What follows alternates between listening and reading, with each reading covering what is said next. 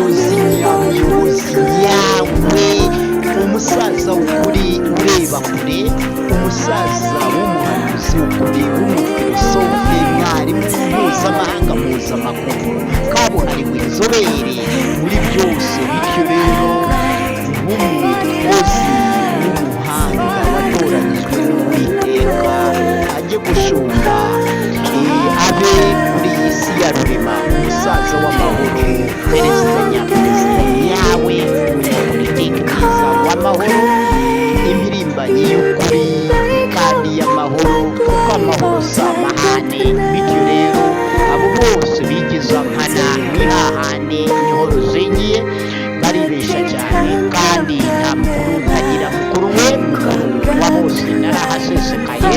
Bityo rero nababwiye bareke njye kurahira, hanyuma manike ikiganza cy'amahoro gusa gusa.